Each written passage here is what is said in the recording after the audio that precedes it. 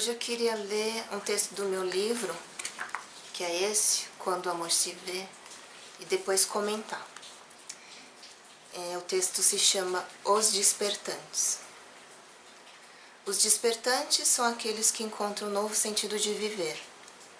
Eles não se acomodam mais com a vida padronizada, cheia de modismos e etiquetas.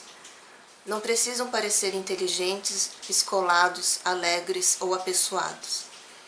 Serem quem realmente são já basta. Não necessitam provar nada e nem de aprovação. Já não lutam contra algo porque compreenderam que a energia é jogada fora, e já não mais desejam controlar as circunstâncias a seu modo e a todo custo. Depois de muitas tentativas, o cansaço lhes chega e é revelado a impotência em comandar as situações de acordo com seus desejos. Algumas vezes se ganha, outras vezes se perde, e com essa compreensão não há mais sentido em sofrer pela dor. Aceita-se sem culpa ou julgamento, e então chega a paz. Sofre somente aquele que deseja sempre ganhar e nunca sabe perder. Eles já não se conformam com o vai e vem do sofrimento e do prazer. Descobrem que a vida é muito mais e que a real felicidade transcende os dois. Começam então a trabalhosa jornada rumo ao descobrimento do ser. A árdua faxina é iniciada. Com a luz da consciência, as armaduras são retiradas, a hipocrisia enxergada, os desejos renunciados, as paixões desapegadas e o medo despossuído. Ao entenderem quem não são, surgem fagulhas cada vez maiores da lembrança de quem realmente são. São pessoas altamente criticadas por indivíduos dominados pelo statu quo do sistema. Assim como foram os antigos profetas iluminados, eles também são apedrejados e caluniados pela incompreensão alheia. Mas esses despertantes fortalecem seu espírito cada vez que se sentem frágeis e humildes perante o mundo. Ser pequeno diante dos grandes e fortes egos é estar fortalecido em Deus, que é verdade e amor. Aquele que desperta não vive mais guiado como rebanho através do valor material, da aparência física, de personalidades exuberantes, reputações, conveniências interesseiras e intelectualidade narcisista. Enxerga no mais simples e invisível ser a essência mais pura e poderosa da vida. Os despertantes são insignificantes aos olhos da mente, mas corajosos, honrosos e fiéis aos olhos do coração. Os despertantes são os verdadeiros discípulos e mensageiros do amor. Esse aqui é o texto, e ele foi um dos primeiros textos que eu escrevi depois do meu despertar da consciência. E ele resume praticamente tudo que eu constatei, tudo que eu senti e vi o que era a vida, o que era esse mundo, né? E o que era nós mesmos. Então, quando a gente começa a despertar, realmente começa a vir à tona quem a gente é de verdade. E conforme a gente vai descobrindo quem a gente é, aquilo que a gente chama de autoestima também vem junto. Só que eu não chamo isso de autoestima, porque a autoestima, em geral, é uma estima própria, mas dependente de qualidades, dependente de aprovações, né? Dependente daquilo que a sociedade julga como valor. E só que quando a gente desperta mesmo para o que a gente é, um amor verdadeiro por si mesmo, um amor incondicional por si mesmo surge. Então isso é muito importante, né, de se falar, é um diferencial, é algo muito diferente daquilo que a gente chama de autoestima. Porque em geral as pessoas procuram ter autoestima mais baseado em valores que a sociedade promove, né, aquilo que a sociedade acha mais importante. A gente começa a se autovalorizar simplesmente por ser quem a gente é, simplesmente por ser verdadeiro, simplesmente por começar a retornar a um caminho real, a um caminho que a gente se desviou no passado e que a gente começa a retornar a ele depois que desperta. Então isso traz amor próprio. E aí a partir disso a gente não mais se compara ou fica competindo com os outros, porque você entende finalmente que você é único.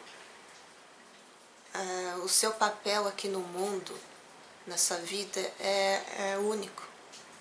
Então não tem mais aquela comparação, aquela competição que em geral e normalmente tem, né? Porque desde criança a gente é ensinado a competir, a ser melhor que os outros. Então isso vai sumindo da gente. Talvez gradualmente, mas vai sumindo. E a gente realmente vai tendo um amor próprio, uma estima própria, mas uma estima verdadeira. E aqui eu queria comentar também que certas palavras hoje em dia são vistas com certo preconceito ou receio, porque talvez por medo de aparentar arrogância, vaidade, as pessoas elas andam rejeitando algumas palavras.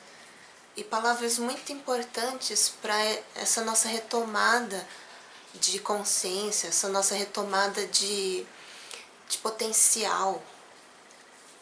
E aqui eu vou mostrar umas palavras que as pessoas têm muito receio, acham que é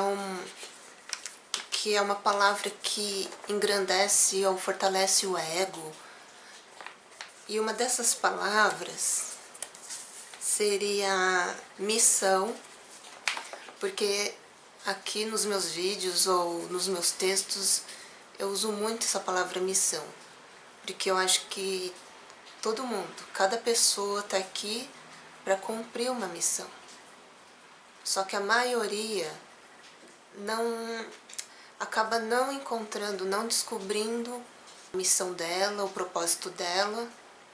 Então, por isso que acho que essa palavra é um pouco forte, né? Um pouco assim exagerada para as pessoas em geral, para as pessoas em comum, porque missão soa a elas como algo relacionado a um grande avatar, um grande iluminado, sabe, um herói assim extraordinário.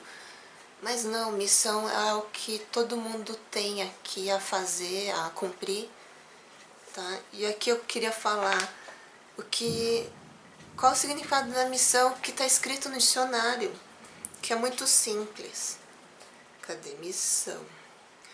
Função ou poder que se confere a alguém para fazer algo. Encargo. Comissão diplomática.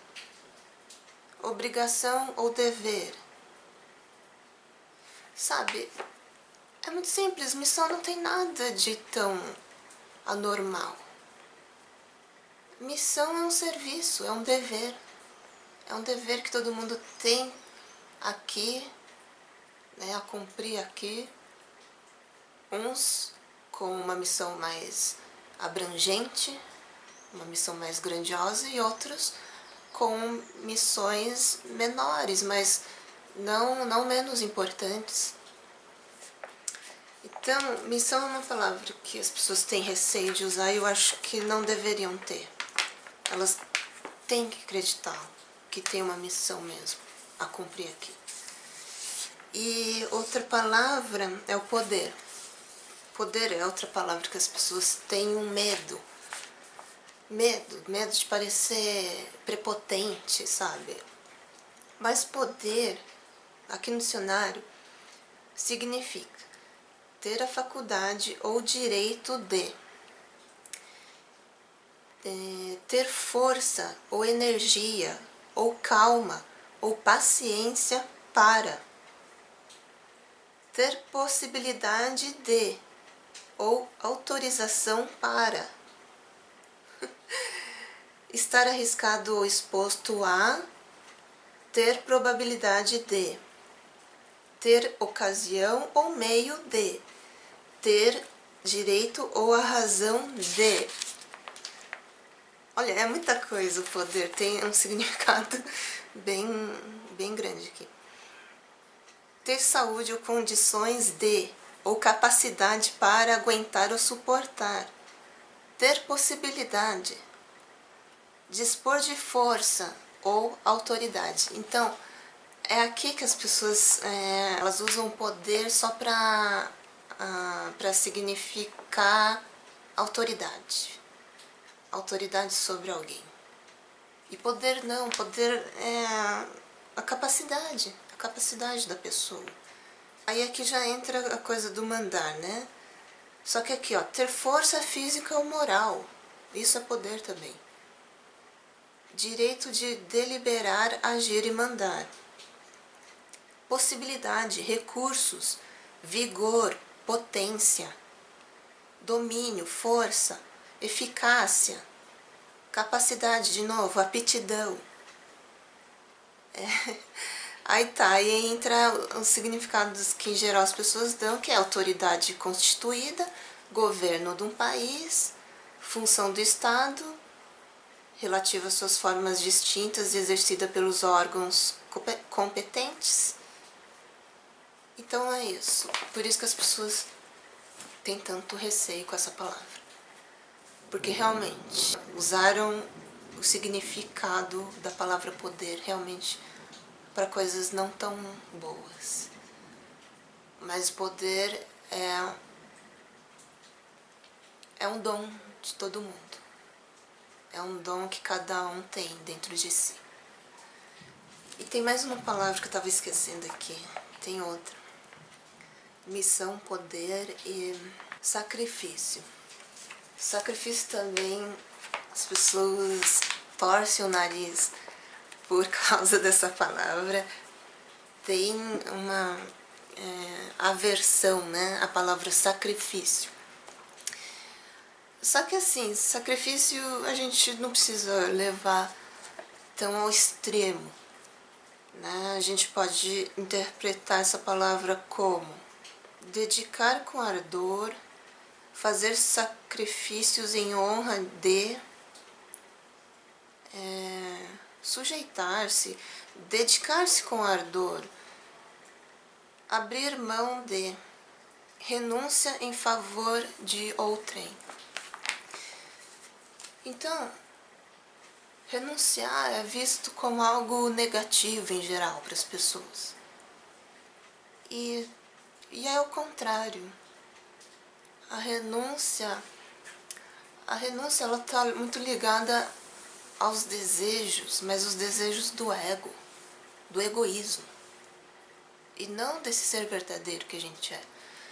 O ser verdadeiro, ele tem uma vontade, né? Mas uma vontade que visa sempre ele e o outro, né? Nunca a si mesmo. E também não só o outro, né? Porque muitas vezes o sacrifício não é verdadeiro, né? O sacrifício às vezes é só uma barganha para se conseguir atenção, reconhecimento dos outros.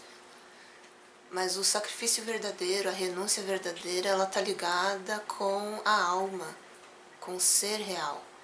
E esse ser real, ele vai renunciar aos desejos egóicos, em prol do todo, em prol das outras pessoas, do bem comum. Então, a gente não pode ter preconceito com essa palavra sacrifício, nem com missão e nem com poder. Então a gente tem que começar a resgatar o nosso potencial, o nosso dom, porque sem isso a gente sempre vai ser marionete na mão dos outros, na mão desses poderosos, dessa elite poderosa. Então é assim, é começar cada pessoa a resgatar realmente o seu dom, a sua, eu ia falar autoestima, mas na verdade o seu amor próprio verdadeiro, né? O seu autovalor. E não ficar dependente da aprovação dos outros, da aceitação dos outros para se amar. O amor por si mesmo tem que ser incondicional. E você se amando incondicionalmente, você naturalmente vai querer se melhorar. Vai querer se desprender das ilusões, do egoísmo. Então é algo natural, é um processo natural. O amor incondicional por si te leva a deixar de ser egoísta, a tentar melhorar. Isso é algo espontâneo, não tem nada forçado. A gente tem que realmente começar a descobrir quem realmente a gente é, qual é o nosso potencial, a não ter preconceito com palavras que em geral as pessoas acham que remete à vaidade, que remete a uma arrogância. Mas não é arrogância, tá? É simplesmente você ter consciência de que todo mundo está aqui por uma missão, que todo mundo tem um dom único, né? Se não existisse você, o mundo já não seria o mesmo, não seria igual, faltaria alguma coisa, tá? É esse o meu recado de hoje, então até o próximo vídeo.